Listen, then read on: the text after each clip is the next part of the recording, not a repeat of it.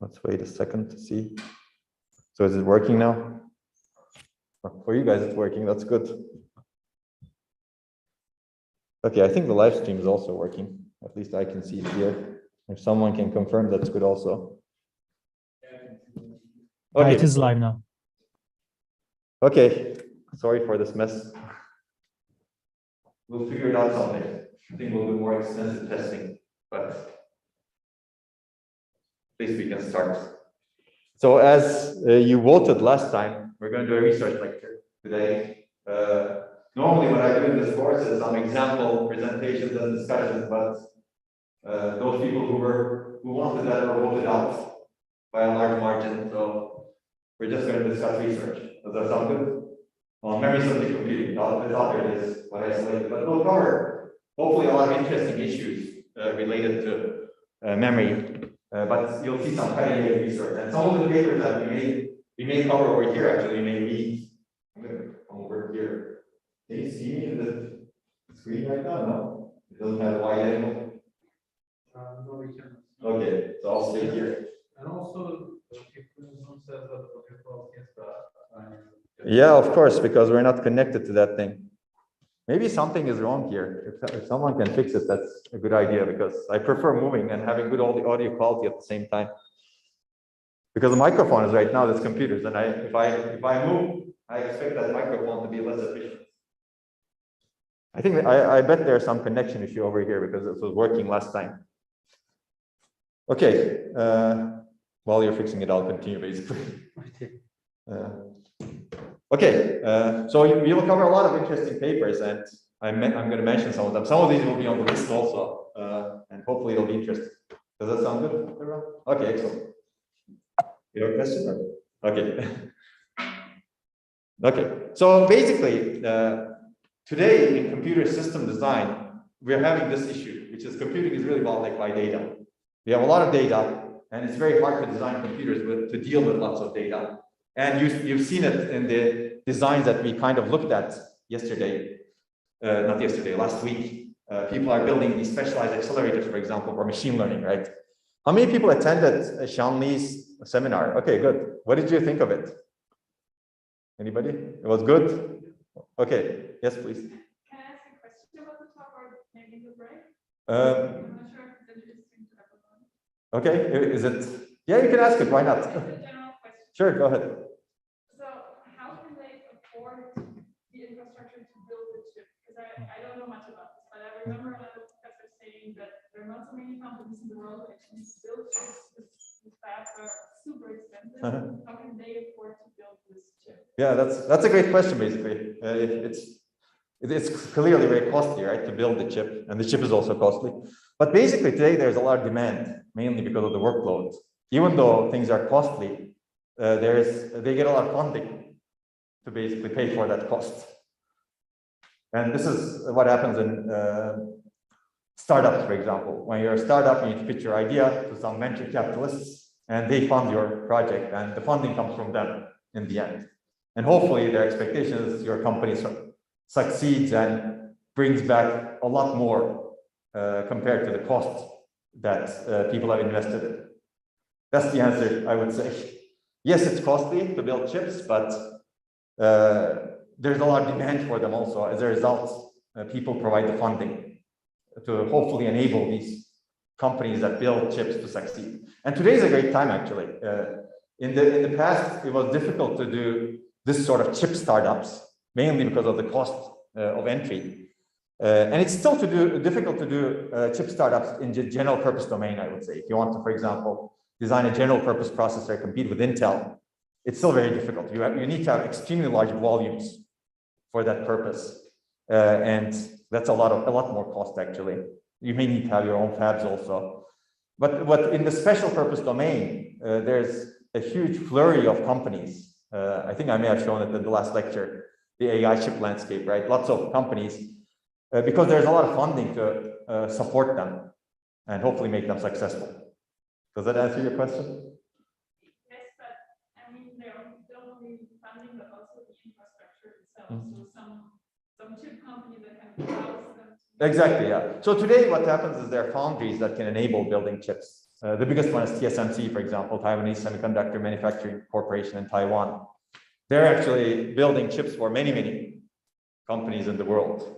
For example, AMD is building chips with TSMC. AMD, as far as I know, doesn't have at least cutting-edge fabs anymore. They used to have their own fabrication facilities, but those fabrication facilities, especially cutting-edge fabrication facilities, are extremely expensive, because cutting-edge means you need to really have small nanometers, right? Each transistor needs to be etched into silicon with extremely accurate tools, which are extremely expensive.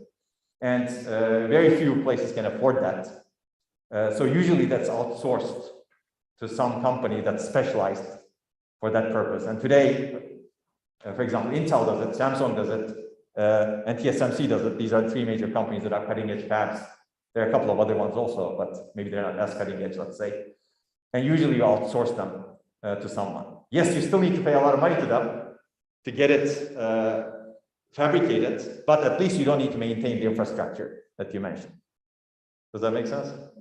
Yeah. So these folks at Cerebras, I don't think they made it public, but they work with some fab to fabricate their chips. That's a very good question. And that's actually something below the abstraction level of our course, right? How do you fabricate these chips? What goes into it? What kind of facilities do you need to really make this work? It's fascinating, actually. There's some technology called extreme ultraviolet technology. It's called EUV. And TSMC was one of the first to really develop it. There's actually ASML is the first to develop it. Sorry, ASML is a company in Netherlands, for example. They build these machines to actually etch the transistors in silicon, and their technology is called EUV. It's a general technology, but they were actually very good at developing it, let's say, relatively early into the market. And they've been extremely successful because of that reason. So they sell, I think, most of these EUV machines to the cutting edge fabs. So there's another company who makes the machines to do the etching of the transistors, and these machines get sold to people who operate the fabs, because fab operation is different from this particular machine itself, right? You need to have a lot more things in the fab, and this machine is a key part of that fab. It's a fascinating pipeline in the end to make it happen. And not everyone can afford all of those machines and the fabs. Okay. Very good question. Anything else? Okay, so that's good. So hopefully that was an interesting seminar to many of you. And hopefully that gave you an example of how machine learning, at least in that particular case, is really data intensive. Because as you remember, Sean mentioned that they wanted to bring lots of memory and lots of computation together, right, because of data intensity. So they need both to make things happen. So that's an example workload that's data intensive, but there are many, many other workloads like genomics, databases, and data today is increasing. And we want to do more sophisticated things on the data. We want to process rapidly and efficiently and do many things on the data. I think machine learning is a great example for this, but there's more. And we can generate more data than we can process. By the way, feel free to interrupt me at any point. We can make it as a discussion. I give this sort of talk in many places, so it can take longer and longer and longer. In fact, if you've taken computer architecture, you've seen these slides before, probably. But feel free to interrupt me. So these are some example workloads that have issues with data, let's say. And if you look at these workloads, they have issues with memory, storage, and many aspects of memory and storage. Memory latency, bandwidth, energy, capacity, they all matter. Cost matters. Okay, basically data is a performance energy bottleneck in these workloads. And if you go to the mobile end, these workloads also have problems, basically. Again, they are limited by data in general. And you get performance energy bottlenecks because these workloads are processing a lot of data. And genomics is another workload that's actually happening right now, because if you look at genome sequencing technology, that has evolved very nicely also. So people have actually developed high throughput sequencing technologies that can reduce the cost of sequencing significantly. You can see that this is cost per raw megabase of DNA sequence. How much we need to pay to obtain one megabase. One megabase, yes. You can see that that cost is reducing drastically. This was the interaction of high throughput sequencing technologies. Usually they're image processing based, let's say, imaging based. And this was the introduction of more nanopore sequencing technologies. And you can see that there are two inflection points here. And the cost is a lot lower than the cost of a transistor. That's Moore's law, reduction in the cost of a transistor. I think this is fascinating, clearly. As a result, people can sequence a lot more genomes today. And this can be useful for many purposes, clearly, right? COVID-19 is an example. But there are many scientific discoveries we can make if we can understand the genomes better. And there are many medical advancements we can make also if we can understand the genomes better. And if we can understand the interactions of people's genomes and other characteristics as well, environmental, with different drugs or different treatment methodologies. So there's a huge space over here that can potentially be enabled, but the difficulty is, again, processing of data, right? The sequencing machines are extremely good, but our processing of data is slow. So basically, computation machines are not as good as sequencing machines, let's say. You can think of it that way. I mean, you can think of it another way, basically. Maybe sequencing machines are not good enough because they require a lot of computation capabilities. And that's also true. That's another way of thinking. Because sequencing machines chop the genomes into smaller pieces and they have some errors. And it turns the sequencing problem into a computational problem right now. You need to reconstruct the DNA and you need to develop analyses on it. And this takes a lot of time, basically. So if these machines were perfect, then the computational burden would reduce. It will not go away because you need to still do analyses, but it would reduce because it would give you a perfect sequence of a person, for example, and you don't get that today from these machines. Okay, but these are the more, let's say, cheaper technologies, as you can see. We will probably read some papers related to genome acceleration in this course, and this is the nanopore technology. We'll go into more detail perhaps in a later lecture, but you can see that this is very cheap. It generates a lot of data. But the data now needs to move around. For example, you generate a lot of data with this, you need to process at least on your laptop. You need to move to your laptop. Usually that's not enough because your laptop is not powerful. I mean, it may be powerful enough if you want to get results in a month or longer, but usually you want to do the analysis faster, right? Depending on the analysis, of course. Usually you send the data to a data center somewhere, which opens up other issues like privacy. But energy also, you move the data all around the world. And then the analysis still takes long because the data center machines are general purpose machines, right? So the question is basically, how do you handle data better? If you want to do a very quick analysis, for example, to sequence a genome and analyze a variant, for example, analyze a patient's vulnerability to a particular drug that you need to administer right away, then these machines need to be more intelligent. We need to treat data better. Okay, so this is a very active area of research, actually, in computer architecture and systems. How do we accelerate genome analysis? There are many aspects of it, clearly, all the way from starting the sequencing, and even doing the sequencing, can you actually put some intelligence and computation inside the sequencing machine so that it can do some analysis for you before the things get out of there? Because there you're really producing the data in the sequencing machine. You actually do that analysis over there. And then all the way through the software stack, what kind of algorithms you employ. So it's a very broad field, and this is an article that I would recommend. If you're interested in this topic, this is an article that I would recommend you take a look at. It's an overview article, so it's not as technical. It gives an overview of what people are doing in the general field of accelerating genome analysis. So clearly, people are building specialized accelerators, and they're designing algorithms together with hardware today. And I'll give you some examples of this, and we may actually have some papers that you may choose to present in the seminar, which we didn't really release yet. The paper list is not released yet, but I think we have some slack. That's good. It should be released by the end of, let's say, this week or early next week. Okay, so this is these. I'm talking over, let's say, papers, if you will.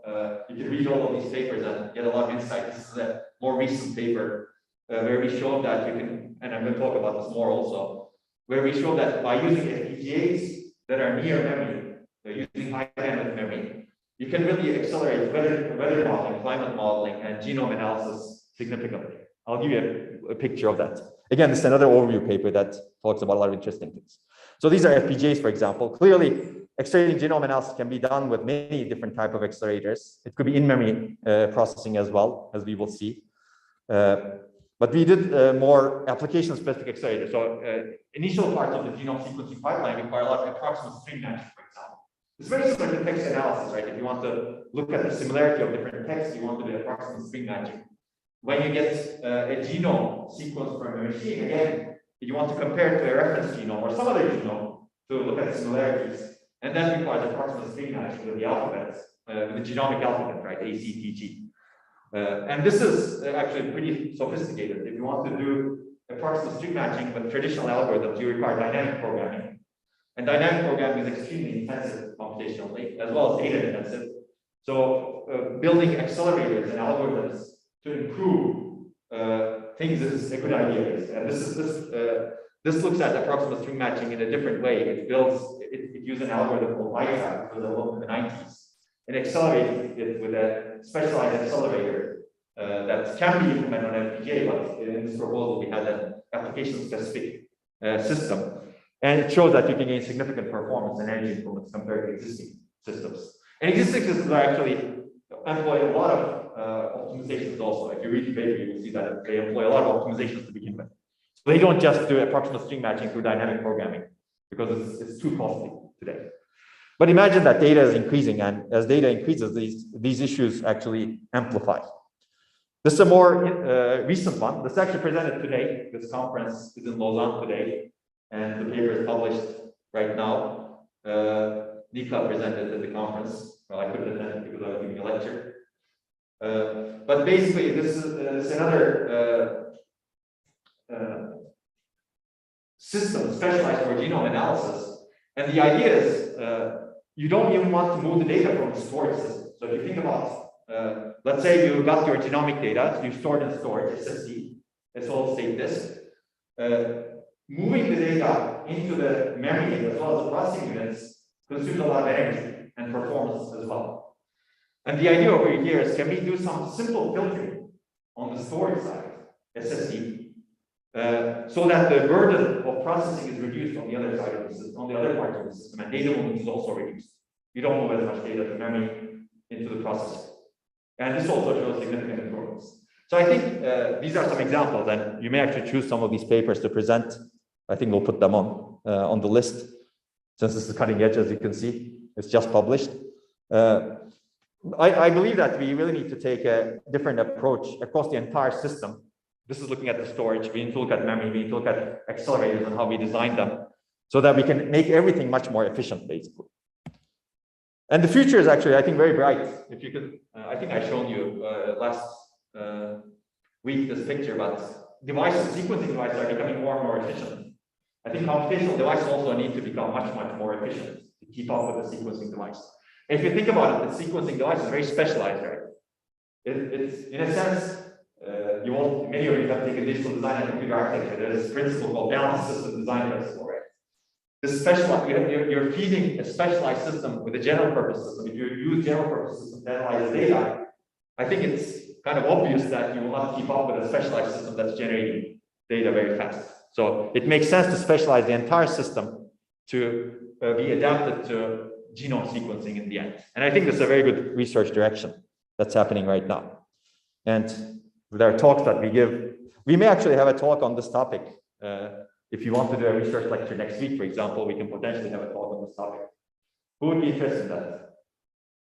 On genomics or genomics acceleration, bioinformatics in general? Okay. Who will not be interested in that?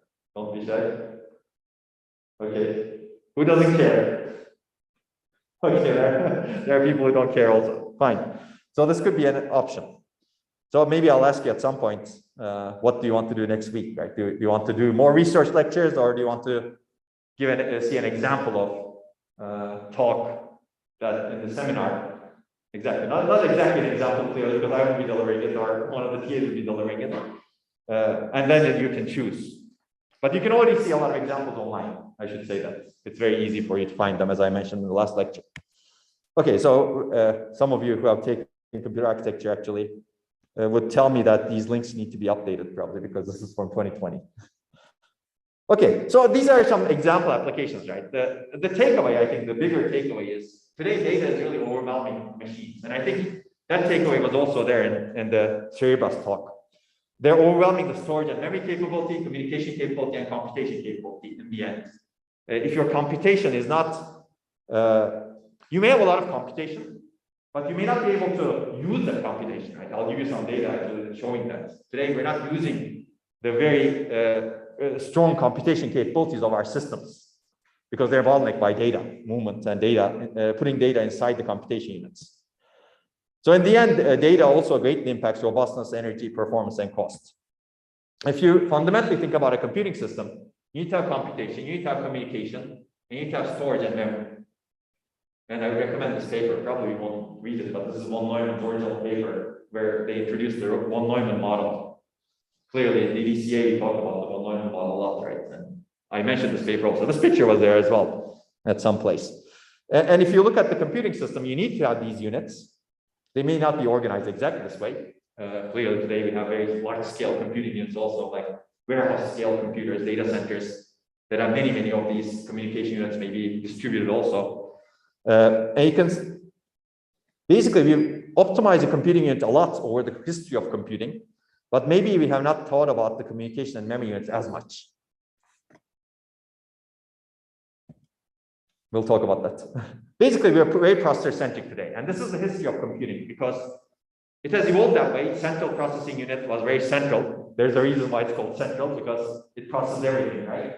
And everything else is peripheral. Memory is peripheral, storage is peripheral, I/O is peripheral. It evolved that way because this was a good model for people to program and think, as introduced by the von Neumann model. But at some point, it may not be the best model going into the future, right? Because if you look at the chip today, this is my cartoonish picture. I drew this in 2008 or so when I was writing a proposal to the National Science Foundation of the US. I can still use it. That shows that how fundamental this is, right?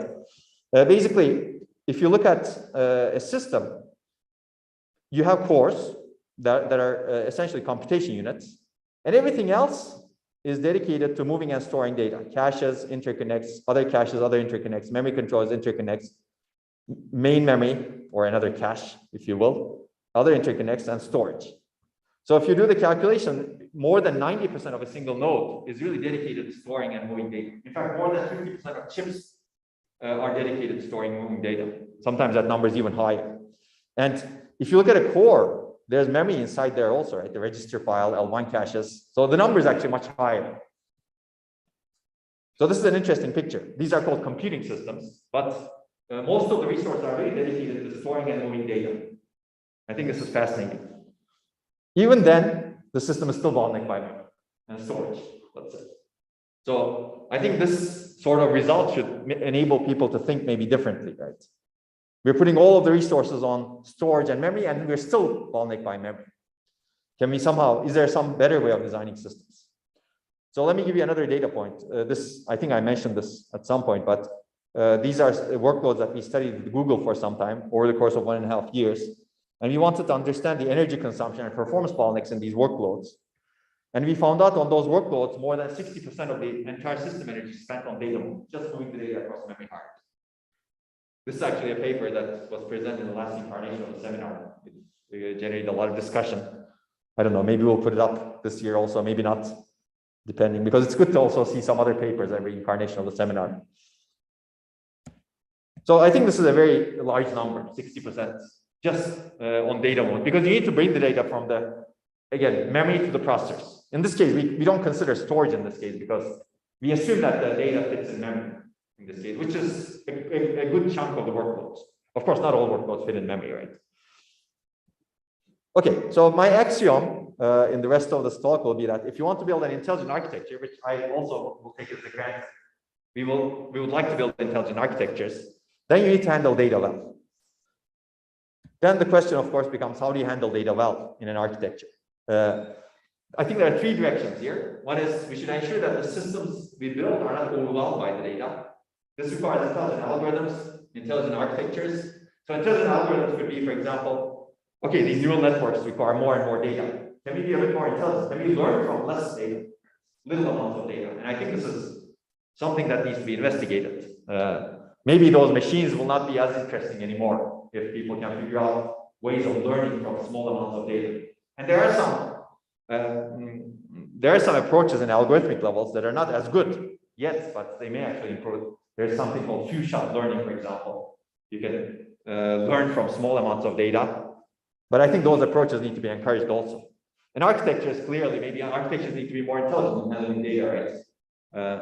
Sparsity support, for example, in cerebral architecture was an example, right? This is kind of obvious maybe, but don't operate on zeros. If you're operating multiplying zeros, get rid of them, right? That's the idea of sparsity in general. And do it in a methodical fashion so that it doesn't make your memory accesses worse. Because your memory access may be worse if you're getting rid of zeros and you're still randomly accessing memory. Yeah, that's the idea basically. So it'll be a whole system designed in the end. That's why I think algorithm, architecture, device, co-designing all of them at the same time makes a big difference. The second direction, which is orthogonal, is I think there's a lot of data flowing in the system, and we're not taking advantage of it enough when we actually build our architectures and systems. And I'll give this as an example, like this cell phone or this machine. Well, I've been using, actually, this is the longest, right? I gave you that example, maybe 6 years, maybe longer right now. But there's a lot of stuff, there's a lot of data that this machine experienced, right? But it didn't learn anything at all. It's cache, it's memory controller, it's prefetcher, whatever component you see inside it. It didn't learn anything. Meaning it's employing exactly the same algorithm it was designed to do by a human designer for 6 years. And that's true for almost all computers that we have today. So the question is, does it make sense? We would not normally call this intelligence, right? Intelligence is learning from experience. At least part of intelligence is learning from experience. If I did something wrong, I would learn and I will fix that in the next incarnation of that state. Let's say if I see that state again, maybe I will take a different action so that I don't do the, let's say, less efficient thing or the wrong thing, right? But these computers don't learn today. So memory controllers maybe should be designed via as learning agents that are intelligent, right? I think every system component should be designed that way. Does that make sense? Is it clear? Yeah, over time, basically, things are not, let's say, improving in the architectures we design, but that should change. And actually, there's a lot of data that goes through the system. The memory controller sees lots of requests, lots of applications. It's interacting with me. Maybe it can learn from my habits, for example. Yes, please. When you see learning, like software learning, or actually the hardware somehow changing, like the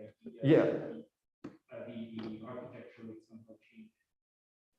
I'm talking about, I think a lot of software is also like that, but I'm talking about general, I was having architecture in mind when I gave the specific examples of the memory controller, for example.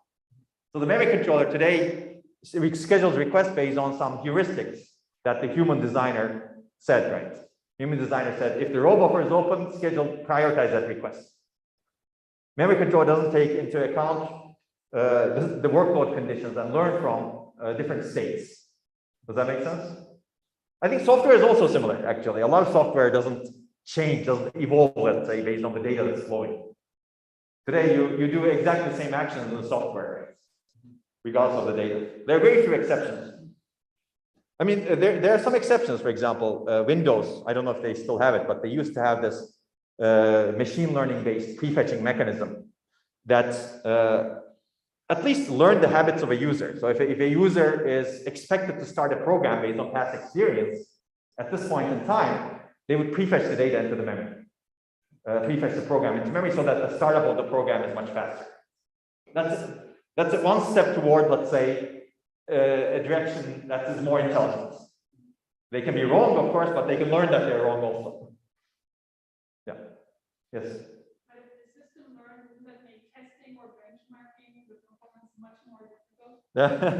Yeah, I mean, there are always downsides of this sort of system that is more self-optimizing, right? I call these more self-optimizing or data-driven systems. Yeah, certainly. Testing, verification, validation is much harder because there's some learning algorithm in there, and that makes it much harder to test because it's very easy to test heuristics. You know exactly what you will get.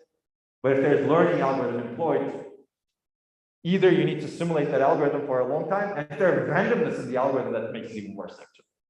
And that's a valid concern, actually. But I think we can solve that problem also, perhaps. I didn't say this would not come at a cost. Every new idea comes at a cost, right? You had a question also, or is it gone? Okay, it's answered now. Okay, good. Yeah. I'm glad that I'm jogging your thinking right now, because we may actually read some papers related to employing machine learning in architecture. We had one paper in 2008 in ISCA That's the International Symposium on Computer Architecture, on self-optimizing memory controllers, for example, which some of you may know who have taken computer architecture, but there's more going on in that area right now. Okay, the third direction, I think, is also orthogonal. These are all three orthogonal directions. Today's systems do not really understand and exploit properties of different data very well. We'll take an example from the memory controller again, right? You have basically data has different characteristics, right? Some of them is more critical in terms of performance or more critical in terms of security, privacy. Some data may be easy to compress, some data may be hard to compress based on different compression algorithms. Some data, if you have faults in the data or errors in the data, you may not care as much. Some data is extremely critical. So there are a lot of properties of data. Locality is a performance property also. This sort of properties don't get communicated to improve the algorithms and architectures. So for example, again, I'll pick the memory controller or a cache, doesn't matter, pick one. Whenever it sees a request, for example, it doesn't distinguish between the different requests. This request may be critical for the user, for example, that may be more latency critical. In today's systems, those requests are not distinguished. Because data is not really marked. That sort of semantic information doesn't get communicated underneath. It could be security critical also, right? That information doesn't get communicated or even marked sometimes. So this is what I mean over here, understanding and exploiting properties of different data. So if we can somehow enrich the data with its semantic properties, it could be many again, there's a lot of room for innovation over here. We can convey that to the underlying architectures, and the underlying architecture can make better policy decisions. Right, in the memory controller, for example, it can prioritize the critical data as opposed to prioritizing based on components, as opposed to just looking at the robot, for example, saying, oh, this request hits in the robot, so I'm going to prioritize. It can say this data is more critical, so I'm going to prioritize. Or it can play tricks. If it knows that some data is more tolerant to errors, it can map it to memory that is, let's say, more error prone, but low cost. So the memory controller again can distinguish. Again, I talk about memory controllers because I like that topic, but you can generalize it to any hardware component today. So basically, I think if you want to summarize things, architectures today do not deal with data very well. They're designed to mainly store and move data as opposed to really compute on the data. This is because they're processor-centric as opposed to data-centric. And we'll talk a lot about that in the remaining part of this, let's say, lecture. The second part, architectures do not learn. They're designed to make simple decisions. They ignore lots of data. And they make human-driven decisions today, designer-driven decisions as opposed to data-driven decisions. Whereas if you look at, humans are supposed to be intelligent beings, right? Sometimes you doubt that, of course, but if we're supposed to be intelligent beings, we're usually data-driven, right? Whereas computers are still doing things that are dictated by some human designer. And the last thing, I've already discussed this basically, architectures make component-aware decisions as opposed to data-aware decisions. They don't care about the data characteristics in general. I think this part is a bit changing, especially with specialized architectures, right? When you have specialized architectures, you need to convey some characteristics of data, sparsity of the data, for example, as mentioned in the Cerebras. It could be a little bit more locality of the data, approximability of the data. That was also mentioned in the discussion with Cerebras. Can you somehow take advantage of the error tolerance of the neural networks, for example? And different parts of the neural network can have different error tolerance. If you convey that information in a specialized architecture, you gain clearly. But this part is not changing as much, let's say, even in specialized architectures. And this part, I think, there's a lot of movement towards more data-centric architectures today. So these slides, as time evolves, we're seeing more and more evidence of real systems that actually employ data-centric architectures, for example. And I'll talk about some of them if we get to it. Okay, any questions? Okay, basically this is kind of a vision for fundamentally better architectures. They need to be more data-centric, data-driven, and data-aware, in my opinion. And I think these, even though they're all orthogonal, they feed each other. So if you have a data-centric architecture where you can do processing in memory, being aware of the characteristics of data is a good idea, actually. What has good locality, what has bad locality, because that enables you to put the computation in the right place in the entire system. Okay, so I think if you really want to enable things like this, you also need to revisit the entire stack. But I believe we can do things step by step so that things are more adaptable. But regardless, I think we need to have an expanded view of computer architecture. co-design across hierarchy, and specialize as much as possible with the design. You've seen this slide before. Right? How many people have seen this slide before? Okay, maybe not there. Okay, everyone. Okay, so maybe I'll briefly give some historical perspective. This is interesting. It's kind of fun and philosophical also. People probably know about Richard Feynman, right? He's a famous American physicist. He's well known for the work he has done as well as his teaching. But he won the Nobel Prize for, Nobel Prize. But one of the things that he did, I don't think he won the Nobel Prize for this reason. He's also known as known for this lecture that he delivered, which says there's plenty of room at the bottom. This means that if you go back to the slide over here, bottom is here. Devices, electrons, right? You can think of it that way. And basically, he envisioned that there's a lot more things we can do if we understand the physical nature of the systems. Right? For example, you can directly manipulate every single atom to have some synthetic chemistry that's much more powerful. Later, people actually, nanotechnology advocates actually used this talk to build credibility for their work, let's say, which is interesting also. This talk didn't get a lot of attention initially, for example. So clearly, denser computer circuitry is one example of nanotechnology, but there are other things you can do. I mean, you can read it on your own. There's a lot of interesting things over here, but one thing that I'll mention is the idea of swallowing the doctor, for example. If you actually can figure out how to manipulate individual atoms really nicely, you can maybe build machines that can go through your body and figure out what's going on, at the very least, right? Or maybe deliver drugs, right? Hopefully in a good way, right? So that's the idea, basically. If we understand the technology, if we develop new technologies at the very bottom, we can do a lot of interesting things and hopefully useful things. But clearly, technology scaling makes it difficult. Issues, as technology scales, we have a lot of reliability, security, and safety issues, as we will discuss also. That technology scaling, maybe there's a limit to this technology scaling as people think sometimes. And I believe there's a physical limit at some point. But technology scaling is, I think, orthogonal to understanding. So as you scale technology to smaller technology nodes, yes, you have issues, but if you understand those issues, maybe you can still build things that are really interesting. So some people, for example, think, oh, there's not much room left in the bottom, meaning at the lower level of the stack, so we should not investigate it. I'm not one of those people, let me put it that way. I think there's still a lot of room in the bottom. We need to investigate, put a lot of resources into that part. So these are the other people on the other side, let's say. This is a paper that was written more recently from folks at MIT, I think.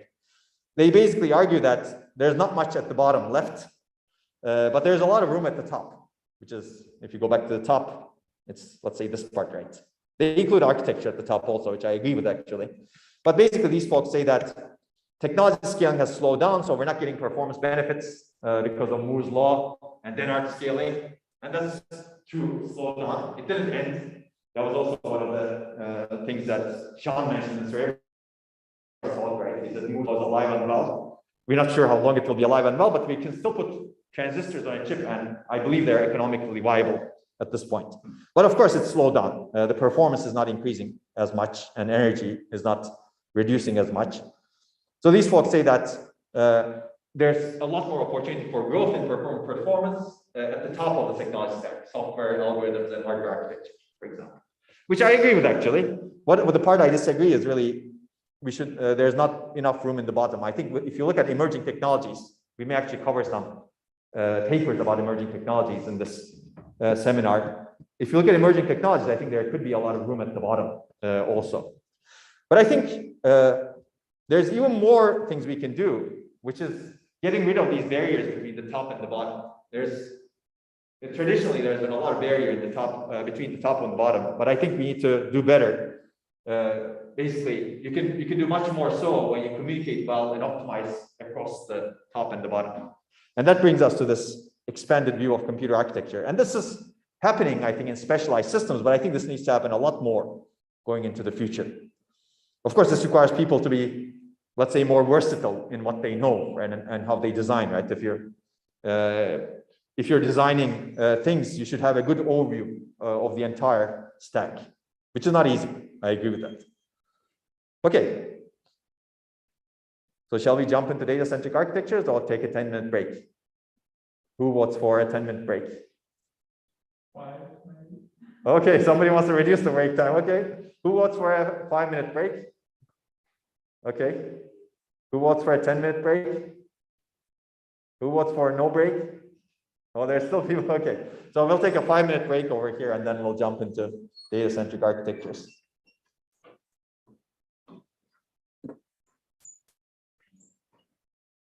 And maybe we can figure out what's going on with this. Did you figure out already?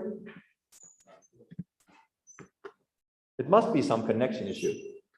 It sounds like microphone is connected because we can see it over there. Yeah, but maybe we should take it out then. Maybe we need to restart the microphone. Yeah, where is that? Go ahead. Okay. There's just too many wires here. And I don't know, since you set it up, you know it better, hopefully.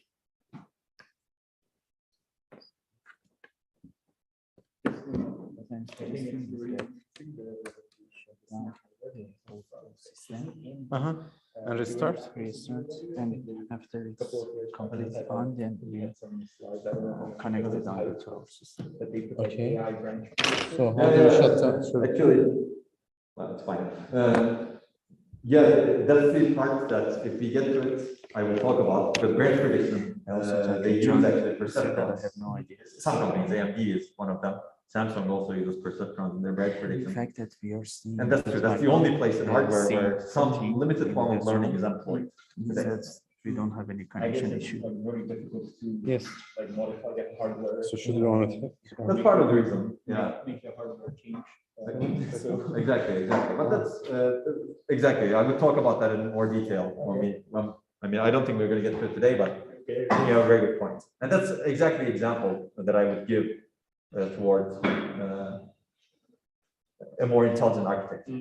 But maybe the learning algorithms are not very satisfying, right? I don't know how much. Yeah, perceptron is a very single layer network. It was proposed in early 1960s, so Yeah, we it's should wait nowhere for near today's neural the networks, for example. And also, like, I guess, explainability. And then we Yeah, go yeah. to the Making sure that expert mode. it's really like Usually Exactly. something is between. Yeah, those are issues basically. I mean, if you go to a designer and say, why aren't you employing machine learning? Here I have this beautiful memory controller that can do reinforcement learning algorithms. They say, oh, I know, I cannot explain this behavior. So it's very But difficult it to was not debug. your fault actually. I'm sorry. Yeah, and I guess No. you're trying to be general. That was also part of my fault. You're online. On you. Exactly. It's still pretty cool. Yeah, it's good to think into the future, right? At some point, people will hopefully enable things. I'm always thinking back to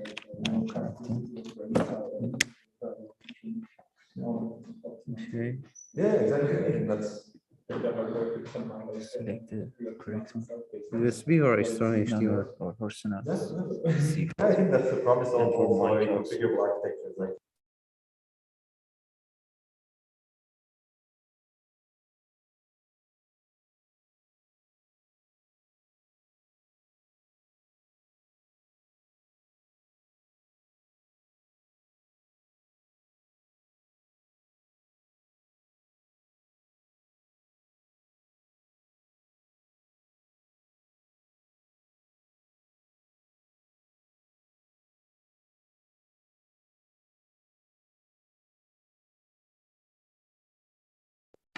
Maybe But it's this not one. just the microphone, right? It's also the.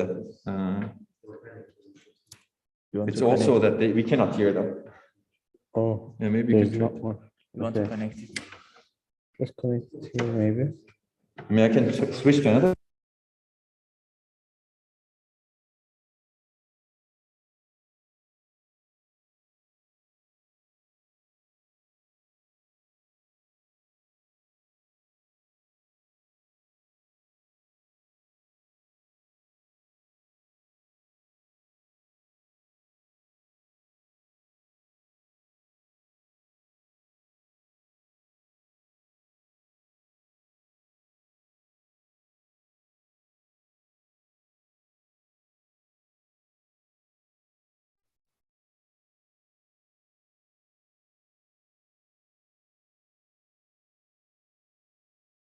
How about right now? It's working right now, right? Yes. Because of the green. Yeah, we can hear From you. your- Yeah, it's because of my. Yeah, Yeah. yeah. We really need to figure out what's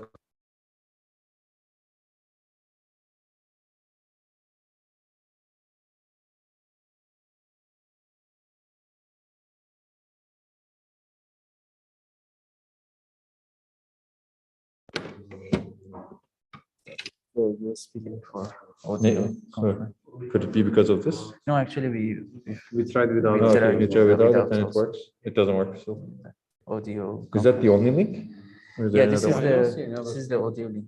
Okay. I'm pretty sure. What is this? This is for the mini DP. Oh, okay. For the display. Okay, we should probably get started anyway. I mean, you can connect it, but it's not going to.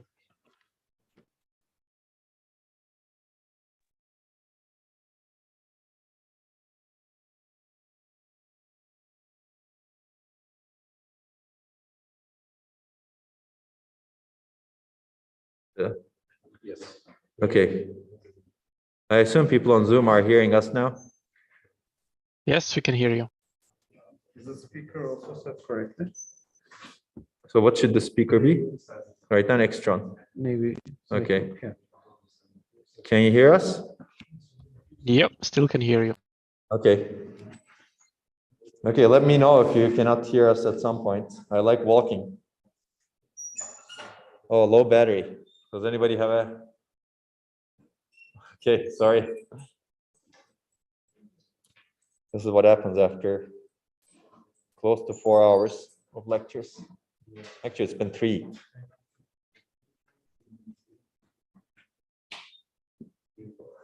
Thank you. Don't forget it, please.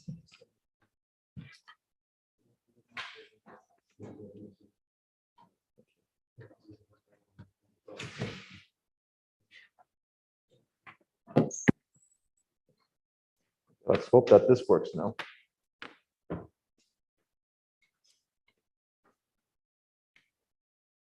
No?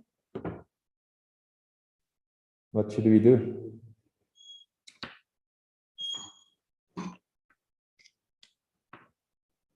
Okay. Somehow one of them doesn't work. Okay. What do you see?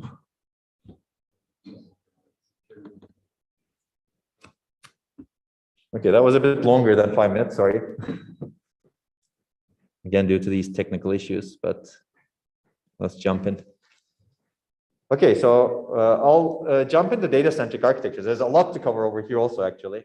And I'll give you a very long motivation into it as well. Oh, okay. Yeah, I didn't change any slides, so. I need to click on this. Okay. So even if you look at a data-centric architecture, you require many things, right? Data-centric means basically you want to, let's say, respect the data, and you want to design this system centered on the data. And I think these are at least 4 properties these systems need. You want to basically process data where it makes sense. Along the processing, basically wherever you store and generate data, you want to have processing also tightly coupled there. Right? Otherwise, data has to move somewhere else. We want to have low latency and low energy access to data. And I think this is an orthogonal direction. Clearly processing data where it makes sense reduces the energy and latency because you don't move the data, but you can also design your memory structures to be low latency and low energy fundamentally. And that's an important research area as well. You can reduce the cost, of course, because if you have to deal with lots of data, you need to reduce the cost of storing the data. And there is a lot of interesting research in this area, like compression algorithms, for example, that are simple and efficient, hybrid memories, multiple different memory technologies put together. These all enable scalability and reduce cost overall. Of course, the system cost should also be reduced because you're adding more complexity into the system. And also, I think you need to handle data intelligently, meaning you want to have intelligent controllers managing robustness, security, cost, and performance. And this may become more clear also, and quality of service, I would say. Basically, many things. Controllers need to be a little bit more intelligent if they're dealing with data. Let's talk about the first one.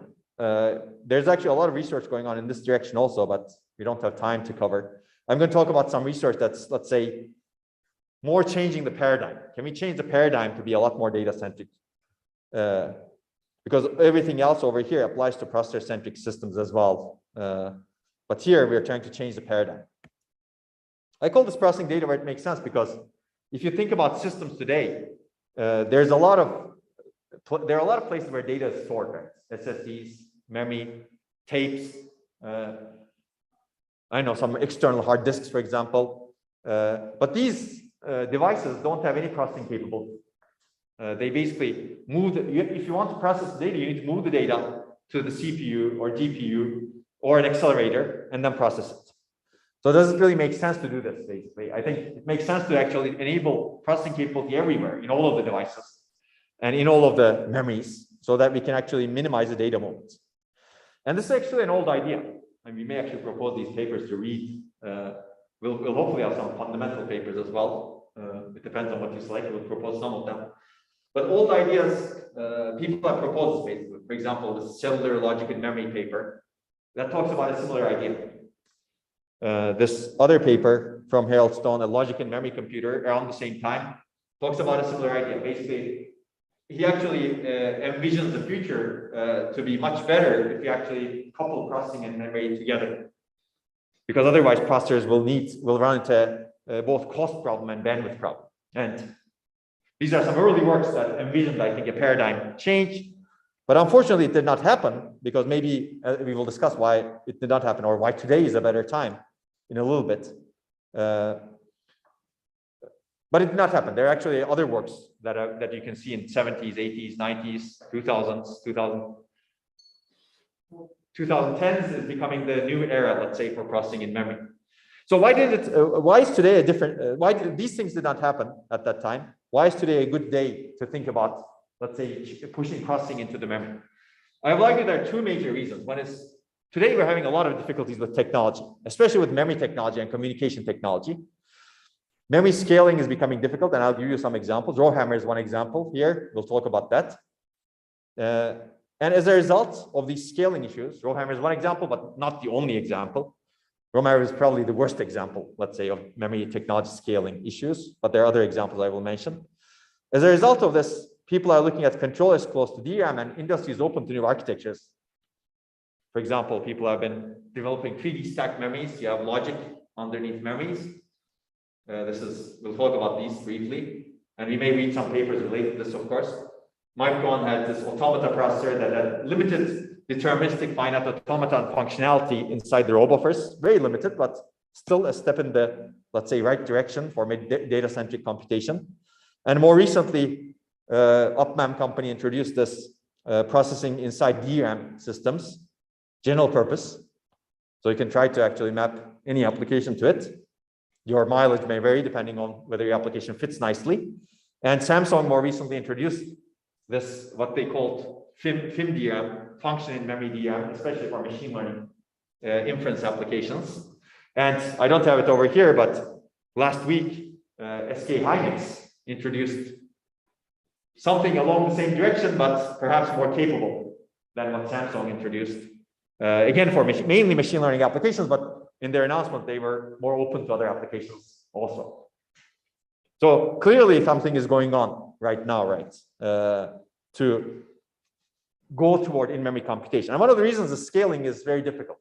So scaling is difficult. So your memory technology is not scaling very well. So you need to have some intelligence in the memory. So there are two things that you can do. You need to have some intelligence on the memory side to fix scaling issues. I think that's going to happen. That's happening. In fact, with the RowHammer solutions, that's happening, for example. And also, if scaling is difficult, for example, for memories and energy is huge between the memory and the system, you can have a much more intelligent memory that is good for the entire system, right? It reduces energy as well as it enables these memory companies to scale into the future, right? So from a business perspective, some of these make a lot of sense also. That's why people are doing it right now. Yes. General questions, do these technologies usually also affect the ISA or just the microarchitecture? So that's a great question. So UpMem, for example, I believe affects the ISA. Juan can talk more about that, right? They have their own, UpMem has their own ISA internally, right? Yeah. Yeah. So it affects the ISA, but of course you go through the compiler. Do they have a compiler? Yeah, exactly. So Juan may talk about this more, and we may read some more papers related to it. I mean, every technology, actually, Samsung and SK Hynix, they have their own ISA internally, but that may be hidden from the user. So when you actually write your program, they may have an automatic compiler that compiles into their ISA. So yes, basically, I would argue that yes, it affects the ISA, but you can still make programming easier at the higher levels of the stack. Yes. Are these technologies efficient also on the general purpose computer, or are more focused on the single purpose? Yeah. Because making processing in memory makes me think that you should already know beforehand which computation you need to do in memory. So these are good questions, basically, you're asking. So these are specific examples that are happening right now. Overall, in research, there are several proposals. Proposals can be general purpose, and I'm going to talk about some of them, but they can also be special purpose. Yes. So in this particular case, this UpMem architecture is very general purpose. You can map any application there, but you may not actually get benefits for every application. The key question is, what do you map? What do you execute on the memory side? And that is a research area also, actually, in general, in any computing memory architecture. But Samsung, for example, they basically specifically say, oh, this is for machine learning, multiply and accumulate operations, basically. So it depends in the end. But your question of what should be executed on the memory side is a very general, fundamental question, basically. And we tackle that in some of our research, and there are actually papers that are written, and you may actually read some of them or see some of them in the seminar, even if you don't read it. Yes. So these are all like near data processing architectures, right? Mm-hmm. Are there any sort of commercialized processing memory architectures that are using intrinsics of EVM technology, like something like Ambit? Yeah. So as far as I know, no, at this point. Yeah, because that's a bit harder to do. I hope it will happen. It may take a little bit longer. But for example, I will mention one thing, since you're taking computer architecture, the SK Hynix chip that was proposed, that was introduced last week at the ISSCC conference, they have a very limited form of row clone, for example, internally. Very limited form. It's not as aggressive as what we proposed, for example, but it's certainly, you would look at it and you say, okay, this is a form of row clone. Okay. So I think going forward, people may start doing that slowly. Yeah. Limited form, does it use, is it like because it doesn't have as much functionality as Protocol? What do you mean by limited form? Yeah, it doesn't have as much functionality, basically. It can move data from bank to bank in a smaller granularity, but yeah, it doesn't do the row clone inside a bank, for example, inside a subarray. Also, a question that's somewhat linked. I was curious, you said that the Samsung IEDM thing, their processing memory thing, is sort of specialized for machine learning. Was it by any chance sort of related to the Tesseract proposed, or is it completely unrelated and very out of the blue also? Well, I mean, it may be inspired, right? Certainly, we don't know. We cannot tell that. I believe there is some relation because these works give inspiration, right? Certainly. But I mean, the way it operates is different from Tesseract, for sure. But the idea of putting near memory computation, specialized near memory computation, near each bank. In that case, we did vaults, for example, but they use near each bank, is I would say at some level similar, right? Yes. Are any of these systems plug and play with existing computers or memory? I mean, that's what Samsung claims, I think. It's plug and play. I believe Hynix also claims that. It's plug and play, but of course, we have not tested. We don't know, right? We have operating systems, and with operating systems, they can really benefit a lot from near data processing with record keeping and all that. But since operating systems directly use assembly instructions in a lot of places, and if these come with their own instruction set, then how could they be plug and play with existing operating systems? Yeah, basically, I don't think they offload the operating system functionality to the memory. Operating system still runs on the CPU. And if you have a machine learning application, let's say, it can get automatically offloaded. That's the plug and play level. Yeah, it's not any general computation, basically. I don't think any general computation is plug and play with any of these architectures, actually. Make sense? Okay, you can go. Maybe there's a follow-up to this question. Who or what decides what's computed in memory and what's computed in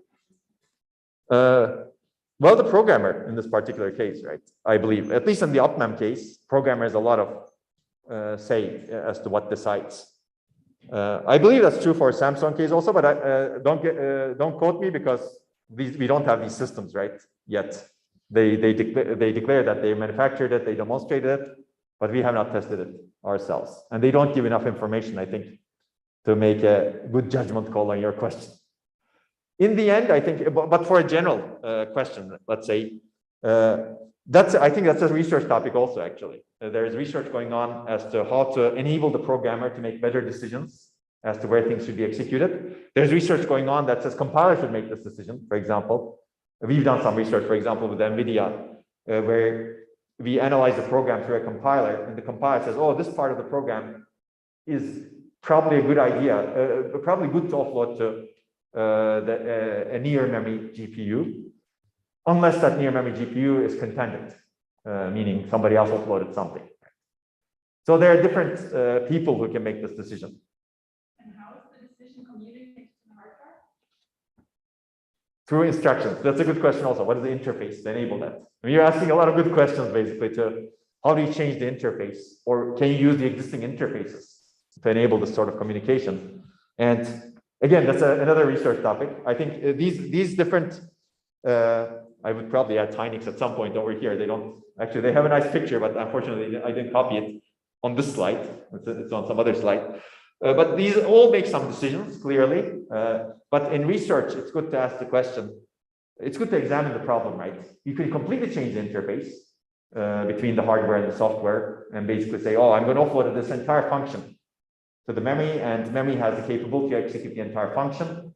And that actually makes life easier, potentially, to the programmer, right? Or you can say, I'm going to offload one single instruction at a time. I think that's what Samsung kind of did. One single instruction goes to the next memory. There may be other options also. We'll discuss some of that. But these things that you are mentioning are real issues, like how do you communicate? What should be executed on the memory side? Okay, any other questions? Okay, great. So we're having very good discussion, so feel free to ask more. Okay, how many people here know about RowHammer? Okay, should we talk about that? There's a lot of research over there also. We can go into processing in memory, but maybe I'll go through it relatively quickly since you know about it as a motivation. So memory scaling, I didn't assign this paper at any time in the seminar because it's a short paper, but this was a vision paper that we wrote some number of years ago, saying that memory scaling is going to become an even bigger problem and we should pay attention to it, basically. In-memory processing is one example of solving the issue. But reliability issues exist, and these are becoming bigger problems. I'm going to go through this quickly since many of you know about RowHammer and reliability issues. Maybe I'll talk about the new things that have been done in RowHammer. It's important to study with real systems these reliability issues and any other issues in memory. And these are the systems that we have built to study RowHammer, for example, not just RowHammer, but retention, data retention, memory technology scaling issues, I would say, retention, latency. And these are FPGA-based systems that can test many memory chips. And this is what we open source. And you can actually program this using C++. And maybe you may read this paper also if you choose. But RowHammer is the fact that you can predictably induce errors in most DRAM memory chips. And since you already know it, I'll go through this quickly. Basically, by opening and closing a row, you can induce bit flips in adjacent rows. That doesn't sound good because this should not happen. Right? You should not change any data if you're just reading memory, including the data that you're accessing. Okay, and this is a technology scaling problem. All manufacturers' chips are vulnerable to it, as we demonstrated. It's a scaling problem because you couldn't do enough of these activations or hammerings in chips that were manufactured before 2010 because the cells were not small enough and the cells were not close enough to each other to cause the bit flips due to electromagnetic coupling. Once cells become closer and they become smaller, the vulnerability increases, and you can fit enough activations, hammerings, within a refresh interval, and that happened the first time in 2010. And as you can see, all chips are vulnerable in the field today. I mean, all is maybe a strong statement, but when we tested in 2012, 13, 14 timeframe, all chips that were manufactured between 2012 and 2013 were vulnerable. And this problem is getting worse, actually, as we will see in a little bit. So there's some more recent research. This is research from 2014, between 2012 and 2013, but more recent research shows that it's much worse than what we thought. And one of the downsides, this is clearly a reliability problem, but this could also be a security problem, because you can write a user-level program that looks like this, which basically hammers rows X and Y, and if the chip is vulnerable, you get bit flips. Now, this was our program when we wrote the paper. Later, Google folks read our paper and they said, actually, we said this in the paper also, but we don't really test the chips with that. Basically, you can sandwich a row between X and Y. One row can be between X and Y and hammer X and Y. Then you get a lot more faults, a lot more errors. So you can increase the number of bit flips and the efficiency of the attacks by choosing X and Y very carefully. Okay, so this is real. In real systems, you get these errors. And it's a real reliability and security issue. Very interesting, I think. And clearly, this should not happen. You can read this paper. In past incarnations of this course, people have presented this paper. Actually, it led to a lot of really nice discussion. Google Project Zero folks built an attack on top of this. That's the first real attack, let's say, that takes over a system. And again, I'll go over this quickly since you guys know, but basically, this is a copy and paste from their blog post. They basically showed that as an unprivileged user process, you can take over an entire system by circumventing the virtual memory protection. You can gain write access to your own page table by carefully hammering or carefully orchestrating this attack and hammering the right rows that are next to your page table. By flipping the bits, you can actually gain write access to your page table. Of course, this is a bit more sophisticated, actually, but we don't have time to go over these attacks. These attacks are actually very interesting also. In past seminars, we read several attack papers related to RowHammer, also several other hardware security attack papers that are completely different from RowHammer. These are really interesting issues, I think. Okay, so these are some example papers. I mean, this paper we read, for example, people have shown that you can take over phones. So these papers show how you can actually orchestrate a real attack. I think we have not read these papers, but clearly there are a lot of attacks. And more recently, people have shown that you can reduce the accuracy of machine learning inference significantly if you can orchestrate a simple bit flip attack, let's say, using RowHammer. So there are a lot of implications, clearly, and you may have seen these slides also. We can have bit flips in the infrastructure that look like this. These are real bit flips. But I think RowHammer bit flips are no different, I would argue. And if you have bit flips in machines like this, maybe you're not very safe anymore. So basically, I think the key question is these sort of hardware security issues. Okay, I'm motivating memory still, but in general, we have these hardware that's not secure. These sort of issues really threaten how much we can depend on our platforms, right? You don't want to depend on this bridge. You don't want to be on this bridge at this time, right? Clearly, we don't want to be using platforms that are not dependable also. Okay, so you can find detailed lectures, and in fact, people who've taken computer architecture have seen longer lectures on RowHammer. Yes, please. Do you know the exact physical level of what happens to the perspective of the electrons and the analysis of the quantum physics? Yeah, so there are papers that talk about that actually, and there are more recent papers also.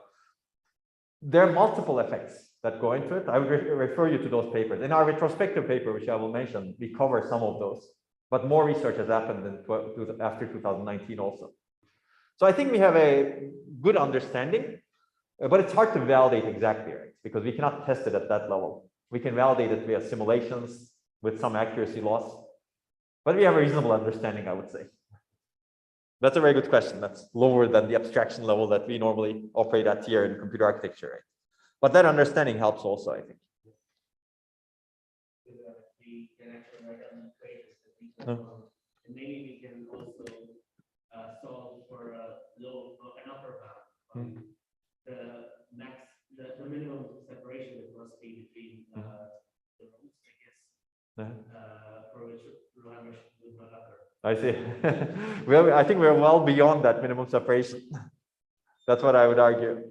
But I don't think we're that exact also in the modeling today. Maybe Gary can say more. Okay, he agrees with me basically, I think. Okay, so basically this is the RowHammer paper, and this is the retrospective paper that I mentioned, where we cover some device scale, device level works that discuss the causes of RowHammer. So if you look at this overview paper, you'll find some references to begin with, let's say.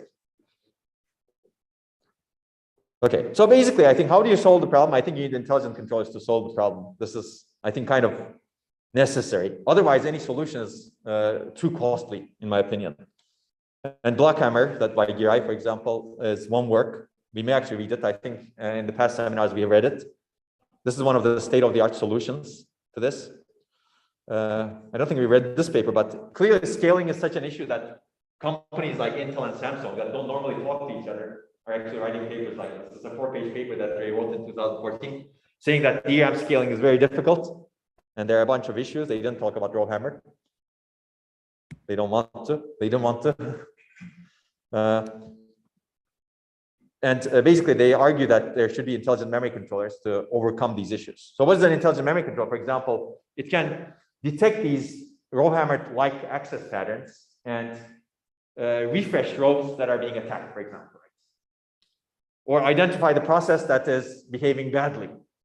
That's what Giray had proposed in the RowHammer paper, for example, as one of the potential mechanisms into the future. So I think this sort of intelligence is very useful for scaling, and they give other examples over here in this paper. Okay, let me give you some more recent things that have happened in RowHammer, and then we're going to go to processing in memory. So these are more recent papers. This is a paper that we published in 2020 in ISCA. And basically, we showed that RowHammer is getting much worse.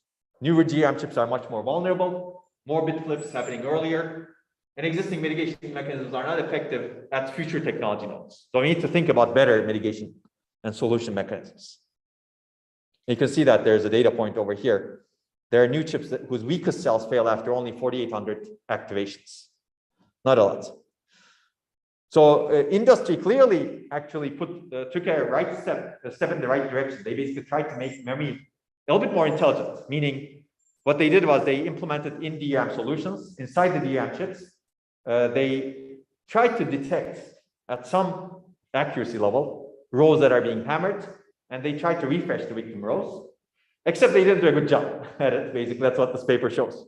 So what they did was they implement these in DRAM mitigations called TRR, target row refresh, and these were implemented in the DRAM chips, and major manufacturers said, oh, our chips are RowHammer free now.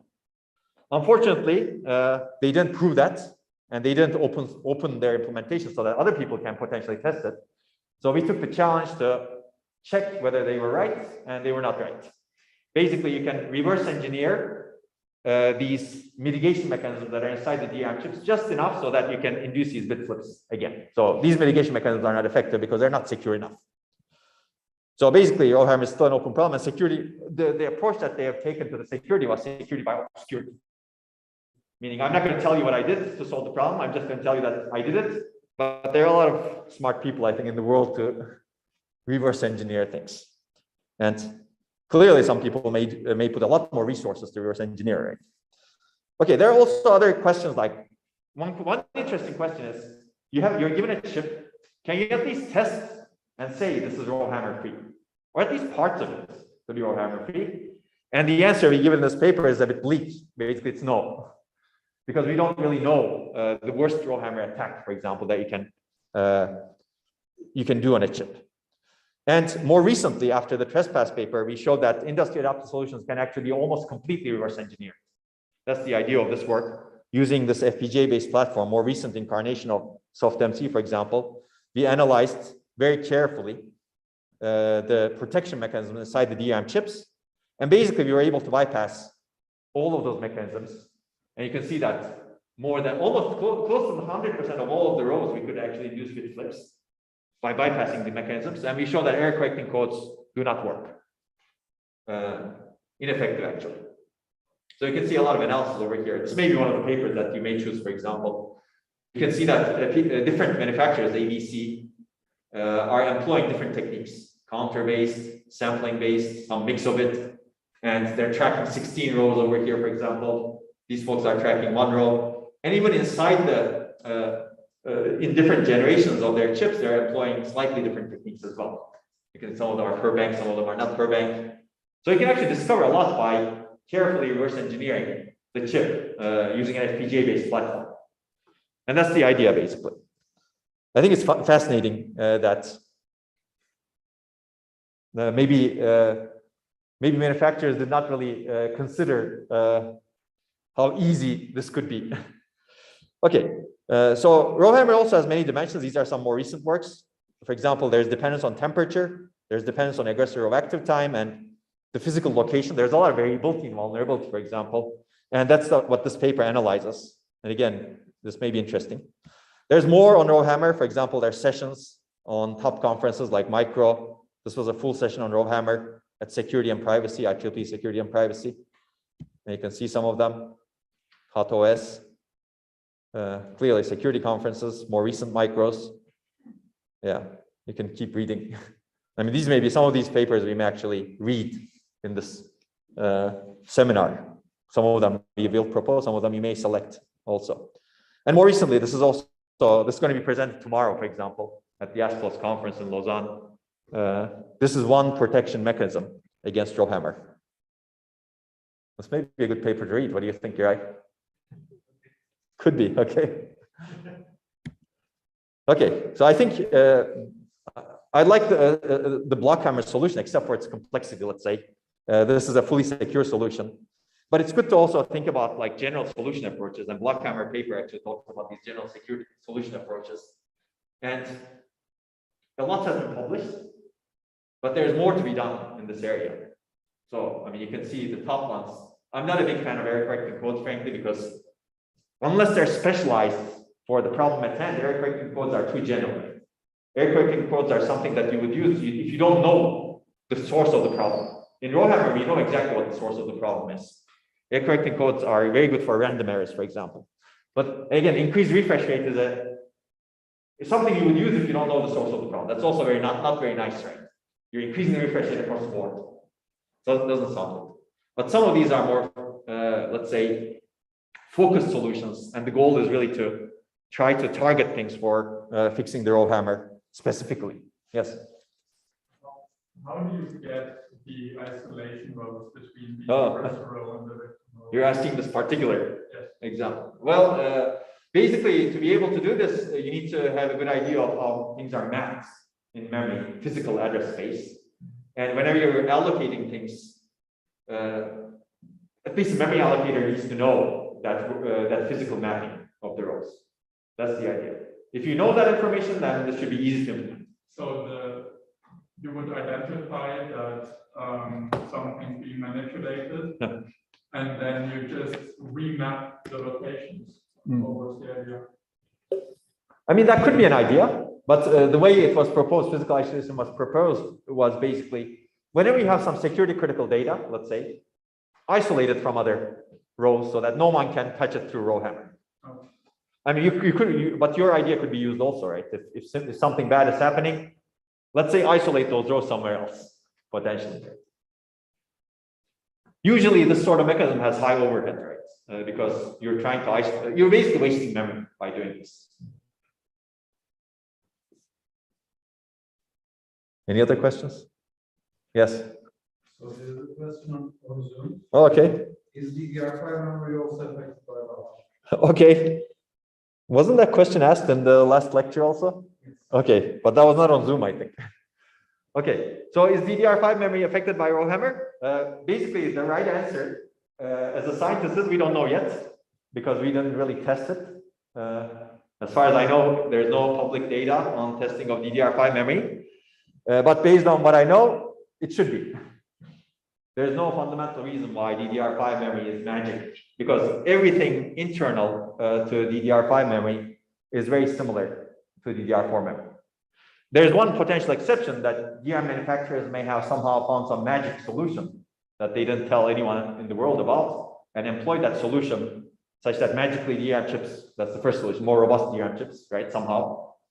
They could potentially use physical isolation internally. They could use some different material. I don't know. It's very unlikely, basically. My expectation is that DDR5 memory is at least as vulnerable, at the device level, even more vulnerable because it's in a more aggressive technology node with smaller cells closer to each other. Okay, and in fact, DDR5 standard specifies a command called RFM. I don't know, it's called refresh management. Yeah, refresh management command that's specifically introduced to manage RowHammer. It's kind of a mess. It's not very nicely specified. If the solution was gone, if the problem was fixed, there was no reason. There would be no reason to introduce a command like that. Okay, so basically, there's a lot more to do in RowHammer, both understanding it and also solving the problem. I mean, there are a lot of solutions that are proposed, and there are actually more coming to be proposed. But it's a trade-off of the space, basically. What is the cost? What is the power? What is the performance? What is the complexity of it? And of course, I'm ignoring, it has to be fully secure. There should be some banner over here saying fully secure, right? Okay, so I think an intelligent memory controller can fix the problem, though. Maybe we didn't find the best solution so far. So this is a challenge, perhaps, for research. What is the best solution for RowHammer? So let me completely change another scaling issue is this sort of memory. Right? DRAM is not scaling very well. Another solution to, or at least augmentation of the solution for scaling problems is, well, why don't we have other memory technologies also next to DRAM? Or it could be different sorts of DRAM, different types of DRAM. In general, hybrid memory technologies. And if you have this sort of system, now you can actually be much more scalable. You can have lots of memory because some other memory technology can be very large with less reliability problems potentially. It can be non-volatile. And you have different reds and different greens for different memory technologies, and you put them together. And you design your hardware and the software to achieve the best of multiple technologies, meaning exercise the greens as much as possible for each technology and avoid the reds as much as possible. This requires some intelligent control and intelligent software to take advantage of these technologies clearly. So that's the idea over here. So this is a scaling issue also, I think. Hybrid memory enables better scaling, and there are many papers in this direction. These are some examples, but there's a lot more actually. But this also requires intelligent controls. So this is another example of intelligent controllers required for better scaling. And there are more recent papers. This is actually one of the papers we have written, which basically looks at chips with on-die error correction. And it tries to identify uncorrectable errors in these chips. If there's an uncorrectable error, can we somehow identify that?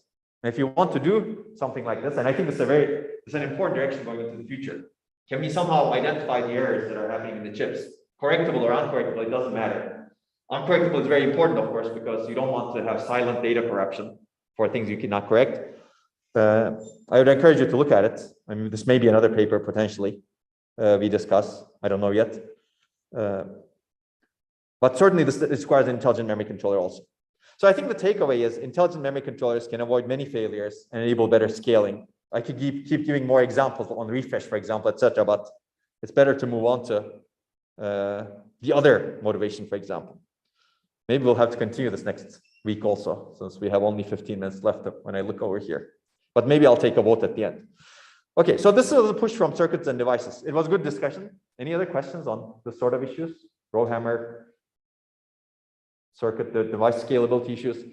There's actually other issues also. I don't have it over here, but even in chips, if you have large-scale compute systems, these silent data corruptions are becoming an issue. So Google, for example, published a paper this year in HotOS. Maybe it was last year in HotOS. The title was something like chips, cores that do not count. They basically analyze the errors that they have, and they basically see a lot of silent data corruptions. Why? Because chips are becoming much denser, and as a result, there are some errors that are happening. And if you have billions of devices, which they may have in their systems, well, at least millions, let's say, but they're operating for days and days, so they have lots of devices in their system. So these errors are becoming actually a big issue for them, and they talk about this in the paper that they discuss. So a lot of our hardware components are becoming less reliable. Memory happens to do it early because memory scaling is much more difficult, I think, than logic scaling. Okay, so let's talk about the pull from systems and applications. So if you look at systems and applications are pushing us to do something different in memory also. So data access is clearly a bottleneck. I'll give you some data on this. Energy consumption is a key limiter, and data movement energy dominates computation energy today. some more philosophy. Do we want a world that looks like this or that looks like this? I think we would like sustainability and energy efficiency, but we also want high performance. So this is, I think, an interesting question. A lot of the high performance techniques has come at the expense of energy efficiency for us. And today they're not even bringing us good, let's say, scalable high performance, yet they're consuming a lot more energy efficiency. I think we should really shoot for techniques that provide high performance as well as energy efficiency and sustainability. Those are the techniques that are best, in my opinion, going into the future. And this requires, I think, for us to rethink the systems. So clearly, we're designing systems where we're moving data between the processor and memory and the storage. This is causing a lot of energy waste. Yes, no question about that. But this is also causing great performance loss because you need to tolerate that latency. And people are actually adding a lot of techniques into software and hardware to tolerate it. Multi-threading, out-of-order execution, many levels of caching and memory hierarchies. That picture that I showed you, right? The huge computing system that most of it is dedicated to storing and moving data. Prefetching, sophisticated prefetchers. They're all there to improve performance, but they don't necessarily work very well. Actually, in some applications, they don't work at all. Some random access applications, those are extremely useless. They're just wasting energy. They're actually reducing performance because you have to go through the cache hierarchy, for example, to get to memory. So this is something to think about. Basically, we're causing energy waste in a double manner. It's a vicious cycle. We're moving data into the processor, and we're trying to tolerate that data movement, but that's also causing even more energy. So we need to get out of this vicious cycle, I think, and we somehow need to identify the problem, which is processing of data is performed far away from the data. And I've already given you this idea. Basically, today's computing systems are processor-centric, and that leads to a lot of problems. And let me give you some data. This is data from Dick Seitz, who was a chief architect of Alpha processors in 1990s. These were the fastest processors of their time, competing with Intel at the time. And basically, he, after his team designed the flagship processor, he basically wrote this one-page article saying it's the memory, stupid, meaning it's all about the memory. And he basically gave some data points over there saying that this processor that we designed is capable of finishing one instruction every four instructions every cycle, but it's finishing one instruction every 4.7 cycles on this important workload. So it's operating at 5% or so of its efficiency, peak efficiency. He says that why? It's because it's waiting for data to come back from memory. And he finishes this nice paper, which I would recommend. I'm not going to assign this paper because it's very easy, meaning we will not discuss this paper in detail, but it's a nice paper, I think. I expect that over the coming decade, memory subsystem design will be the only important design issue in high performance for microprocessors. And I agree with that. So this is data from my own PhD thesis, run-at execution. And you can see that we basically find the same thing. Most of the time, the processor is waiting for data. And you can read that paper if you're interested. And this is data from Google's paper, which we actually covered in past seminars. And it was published in ISCA 2015, which basically shows the same thing. Most of the time, the processor is waiting for data in their data center workloads. And this is, according to them, all of their data center workloads at the time, of course. And the processor is finishing instructions only 10 to 20% of the time. So I think this picture should, let's say, require us to question what we're doing, right? We're designing these big machines, but most of the time they're not doing anything but waiting for data. Very little fraction of their time, they're finishing instructions. So a very little fraction of the time, they're really doing what they're designed to do. So they're operating at 10 to 20% efficiency. That doesn't sound good. So this paper has a lot more information, and we may actually read it again this semester. Let's see. Of course, this depends on whether we put it on the list and whether you choose it. So basically, processor-centric design is grossly imbalanced, and it has a lot of issues over here. And it also leads to overly complex and bloated processors, which also have a lot of issues. I'm going through this relatively quickly. And as a result, we have a picture that looks like this, where we dedicate most of the system to memory, but we're still bottlenecked by memory. I don't think there is any, I mean, we can also always make incremental improvements, right? We can make things better, but as we have been doing for 70 years. But it's very hard to solve this problem unless you change the paradigm, in my opinion. So energy perspective is even worse. So performance perspective was like that. Energy is even worse. There are a lot of papers that discuss the relative costs or absolute costs of different kind of operations in the system. This is one taught by Bill Daly. Basically, it shows that And these numbers have changed, of course, over the course of last 7-8 years. But a 64-bit double precision floating point operation is very cheap today, 20 picojoules in this picture. A memory access is 16 nanojoules, so it's at 800x difference. So basically, a memory access consumes between 2 to 3 orders of magnitude the energy of an addition. The question is, does it really make sense to bring the data into the processor or some accelerator so that you can do this very simple, energy simple operation? So you're basically wasting a lot of energy. And that's the idea. And you can even do some modeling. There are some works that did some modeling that basically say, oh, you have to reuse the data at least 500 times, for example, so that you can amortize the energy costs of moving the data. Yes?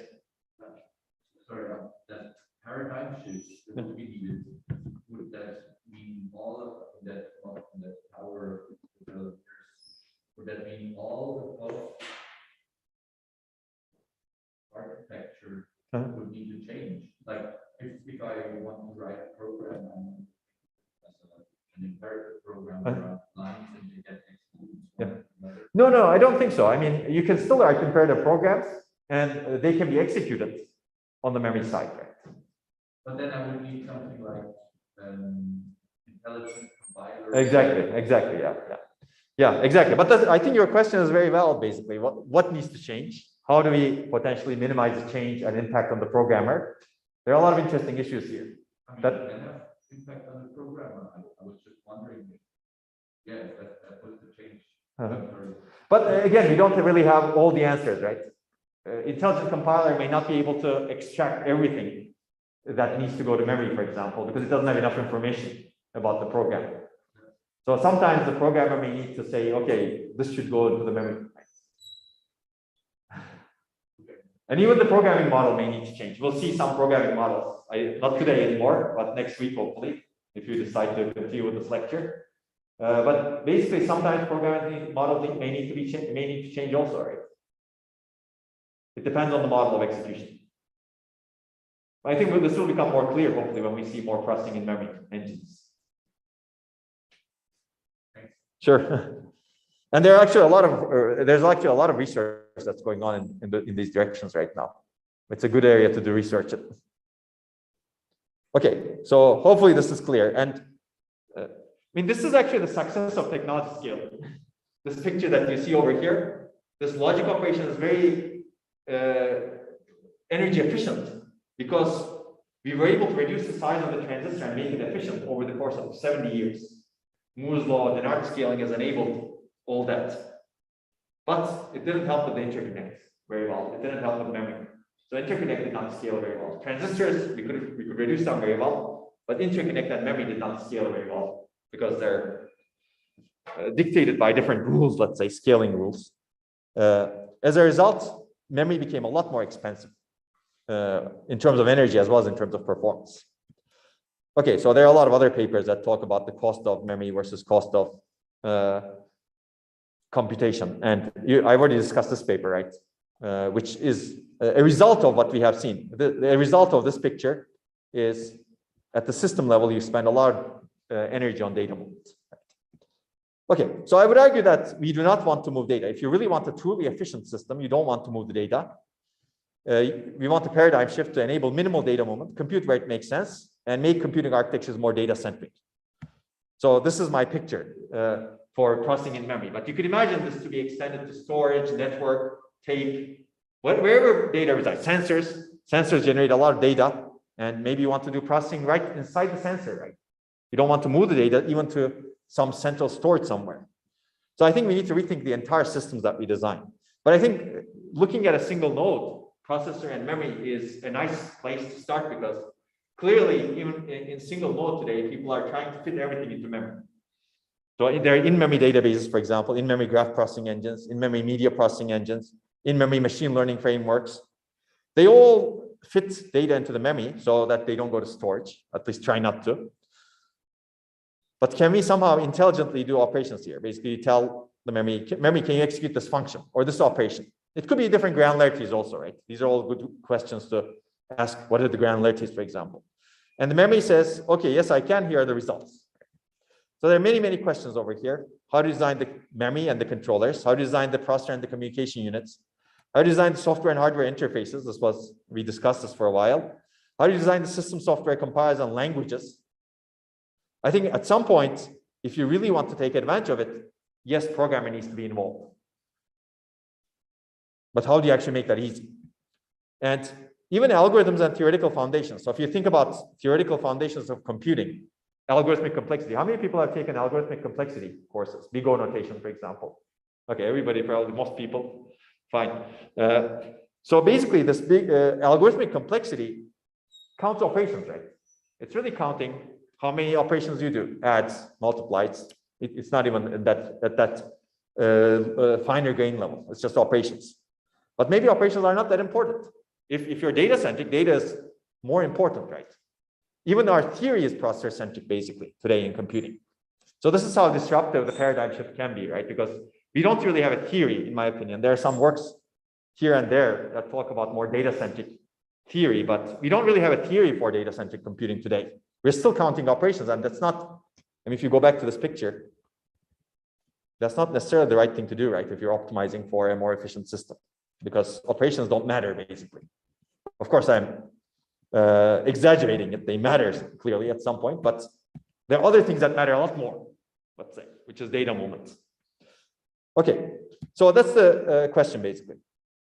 So it's going to be a very nice time to stop soon, but this is a paper that we've written. I'm going to cover some of this in the remaining parts of the, let's say, this research talks. If you're interested, you can read it. This is a long paper, so it's probably we're probably not going to assign it as something to be read. It's an overview paper, but hopefully it's informative. In this paper, we discuss a lot of issues, including adoption issues, etc. And we're actually improving this paper. We may put up a new version on archive soon. But I would argue that we need to think differently from past approaches in processing in memory. So let me give you this quickly, and then we can take a vote of what to do next week. But basically, there are two approaches to processing in memory, or at least two approaches. One is processing near memory. I'll say this one first, and the other is processing using memory. Processing near memory doesn't change the programming model that much. So you have memory here today, processor here. The idea is get the processor near memory. At some point, they're combined. It could be using different technologies. Basically, processing can be immersed inside memory. That's the most nearest you can get, right? Here, the programming model may not be very different. You still have a von Neumann model processor, for example. It just gets closer to memory, and the memory becomes less of a bottleneck, let's say. And I think this is what's happening right now, for example. The chips that we discussed, OpMem, Samsung, SK Hynix, they're all doing processing near memory. In fact, near bank, these I would call near bank processing, and they're not changing the infrastructure as much. Whereas there's another approach to processing in memory, which is processing using memory. This is taking advantage of the fundamental operational principles of the memory technology to actually also do computation. And this is fascinating because any memory technology has some capability to do computation. And you can exploit that to do computation. It's designed as memory, but it can also do computation basically. So that's the idea. But this requires a different way of thinking, very different way of thinking, in my opinion. And I think that is a longer term approach because it's more efficient in the end if you can map your algorithms nicely to that. Okay, this is where I will stop, I think, because otherwise we'll go into two approaches. So what should we do next week? Should we continue the research like this topic? Who says yes? Okay. Since we didn't finish, probably it makes sense to continue. Should we do some other research topic? Who says yes to that? Okay, there's still some support for it. So, okay, research in general. Should we do an example presentation? Okay, no one wants that, I guess. Maybe one person, minority, fine.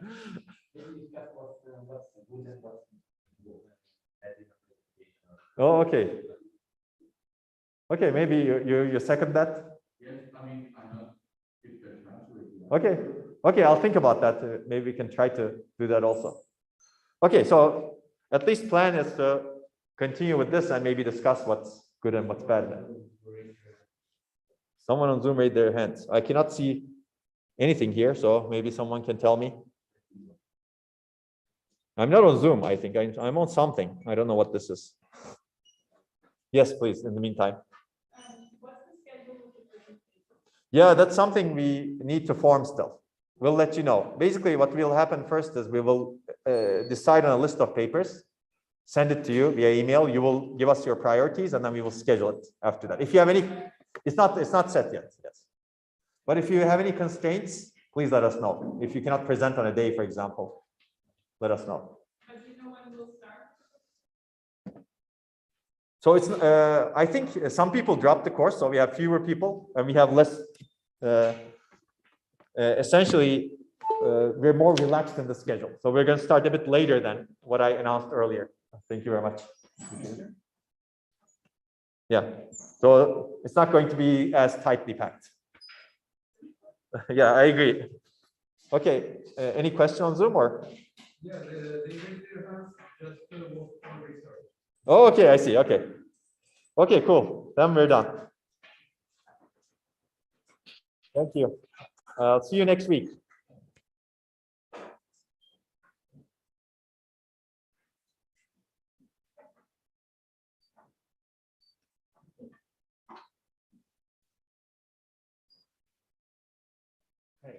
In computer architecture last semester, we skipped, I think, vector processing and GPU programming. That's right, yes. Could we cover that in the seminar this semester? I mean, we may have some papers related to that, but not as a lecture, probably. But could we cover maybe in a bit more detail? Maybe spend more time on it than on processing in memory. I see, yeah. Because I think that was a really interesting topic. I see. Last year's computer. Yeah, sure. I agree with that. I mean, we cover more of that in this heterogeneous systems course. If you're interested in that, we'll have that this semester again. You can attend it if you want. You can talk with Juan. That's the PNS course for heterogeneous systems. You can also find the lectures from last year online if you're interested, but it's hard to cover it in this course, I think. I mean, since it's more paper focused, right? But yeah, if you want more information, definitely the heterogeneous systems course is the right place to look. That goes into a lot of detail on different algorithms also and how to map it to GPUs, for example. I believe so. I mean, it should be open to anyone. Okay. So for some people it's required, but I don't think that doesn't mean that it's not open to everyone. All right. Thanks. Sure, you're welcome. Okay, who's first? You decide. Okay, you go first. You were talking about moving the processing unit, I call it now, closer to the memory. But I mean, even if it's, say, basically inside the memory, you still suffer from these problems like caching and getting it from DRAM or something like DRAM into the processing unit. Yes. But it's much closer right now. You have higher bandwidth inside the chip. You have lower latency and much lower energy. Basically, the biggest energy consumer is between the chips. The huge interconnects between the chips. You get rid of that energy consumption. I'm not familiar with that, but does it really make a difference? It makes a big difference. Yes. Centimeters or. It's not just the centimeters. That's part of it. No question about that. But it's the fact that you have to go off chip. So you're really driving these huge I/O pads that is very energy consuming, and you're receiving the data on the other hand. That's also energy consuming, and also that interconnect is very wide and large. Okay. Yeah, so it makes a big difference. Yes. So if you actually had a chip that's completely integrated, you would get rid of a lot of that overhead. So what you actually would propose is NUMA-like architecture where the local cores are have some specific functionality or task they can execute fast, and then you have a CPU which is for general processing available for all. Potentially, yes. That's one potential way of using a system like this where you have processing inside the DRAM chips, right? Okay. Thank you. Sure, you're welcome. I have two questions. Sure. First about the processing using memory. So it's actually possible without duplicating too much logic units. You really use the current memory structure. Yes. Today it's possible. It's limited, but it's possible without having any additional logic units today. We'll discuss that in the beginning of the next lecture. And the second one is about the data-driven computation.